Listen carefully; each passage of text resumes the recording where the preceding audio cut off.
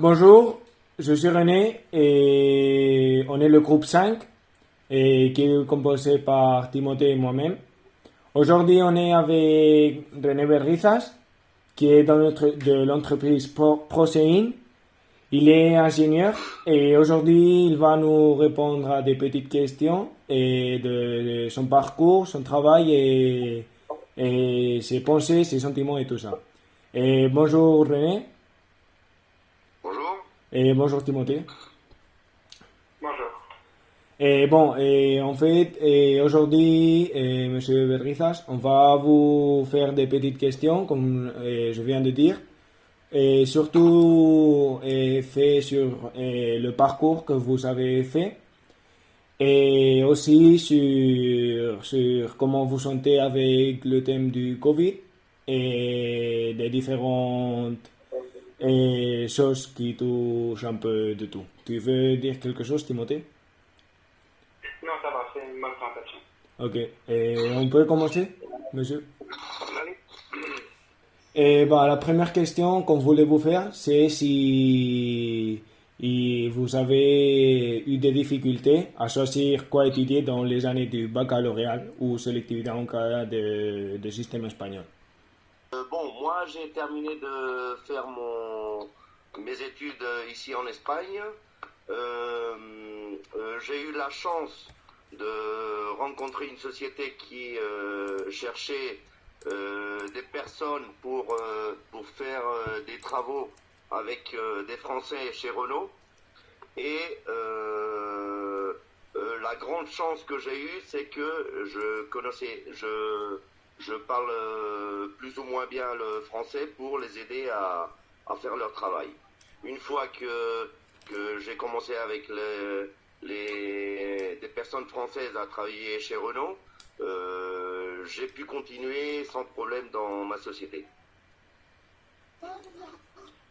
Est-ce que vous avez fait une école d'ingénieur avant de commencer de travailler? Oui, en principe, je travaillais et j'étudiais à la même fois. Et vous croyez que le niveau des années avant dans le lycée était le Oui, normal pour accéder au post-bac? je pense que selon les conversations que j'ai eues avec les personnes jeunes que j'ai contratées, je pense que avant c'était plus dur, mais aujourd'hui ils viennent travailler plus préparés qu'avant. Et est-ce que vous pensez que vos premières années de travail ont été faciles? Aucun travail, les premières années d'aucun travail est facile. Il faut travailler beaucoup pour essayer de te démontrer que tu peux le faire. Je pense que les premières années, c'est très compliqué parce que il y a beaucoup de données, des informations à mettre dans la tête. Est-ce que vous pensez que le monde a besoin de plus d'ingénieurs?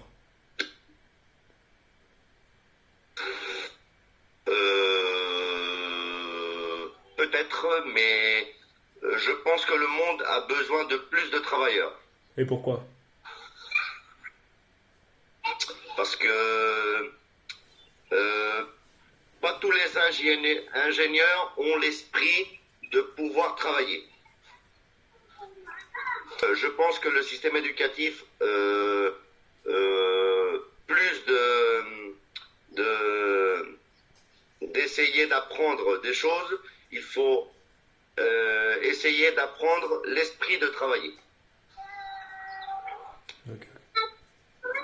Et quelles questions un élève, par exemple comme nous en classe de seconde, et on devrait se poser quand on choisit quoi étudier pour le lycée et après le bac?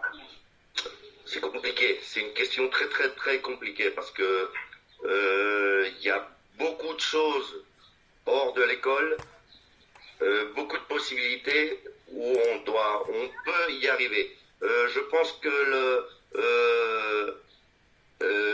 il faut pas se mettre un but de où y arriver, sinon avoir l'envie d'arriver à quelque chose.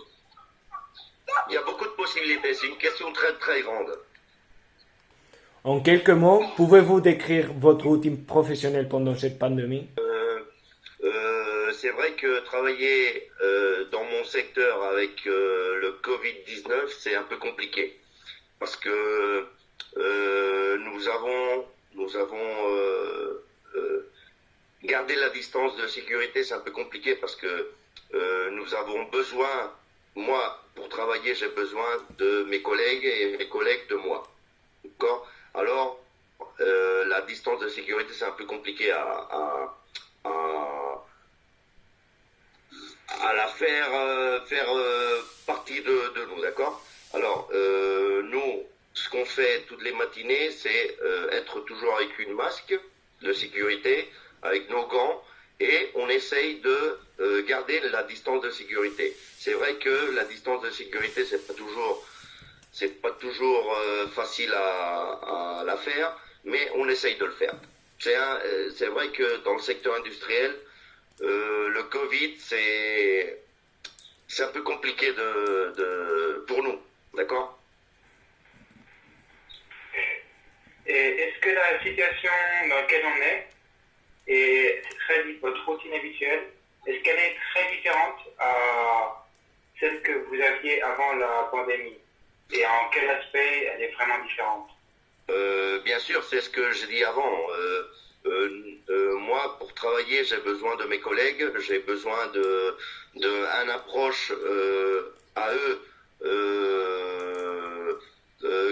pour parler, pour avoir des réunions, pour en discuter des problèmes qu'on a. Alors, l'approche, elle doit être... maintenant, c'est un peu compliqué de gestionner parce que on essaye de garder notre distance de sécurité et c'est pas toujours... le travail n'est pas fluide maintenant. C'est vrai que c'est très très très différent à ce qu'on travaille maintenant pendant la pandémie que la situation qu'on avait avant. Dans notre travail, on doit voyager beaucoup. Maintenant, les voyages sont un peu arrêtés par les gouvernements. Et bon, on attend que cette pandémie essaye d'arrêter pour développer plus notre travail chez nos clients qui sont plus de 50% hors de l'Espagne. Pensez-vous que malgré le confinement, de nouvelles opportunités pour le développement du métier d'ingénieur apparaîtront?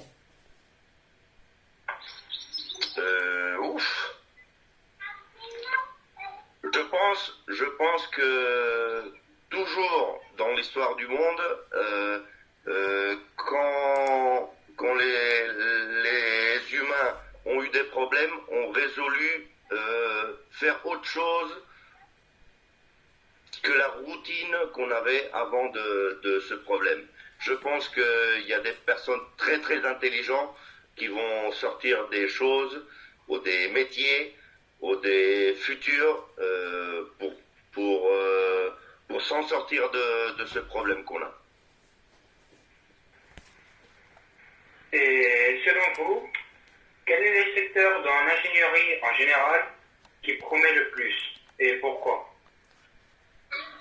Bon, moi, je peux te parler du secteur industriel. Bon, le secteur industriel pour moi, a toujours du futur. Parce que les humains, on a besoin d'un moyen de transport pour notre vie quotidienne. Alors, le secteur industriel, pensez toujours au mon secteur automobile. Je pense qu'il y a beaucoup de futur parce que on a besoin de transport pour pouvoir nous bouger dans le monde.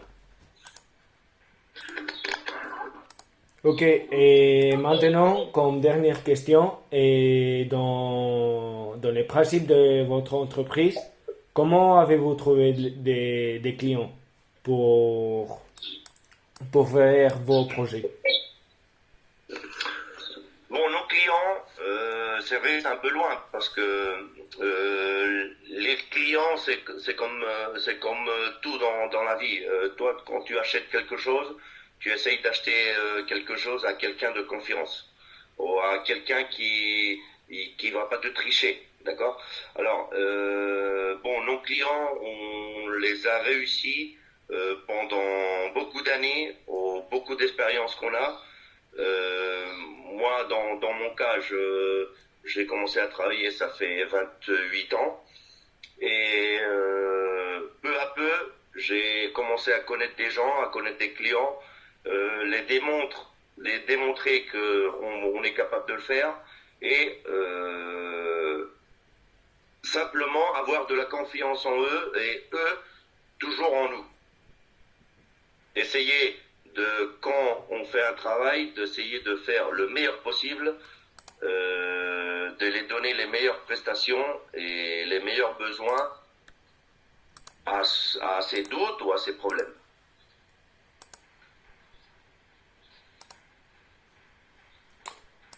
Bon, merci beaucoup René pour nous aider à faire ce travail-là. Et merci beaucoup pour assister aujourd'hui. Et on le laisse par là. Merci beaucoup René, merci beaucoup Timothée. Merci à vous deux. Ok. Et bon travail. Merci beaucoup. Au revoir. Au revoir.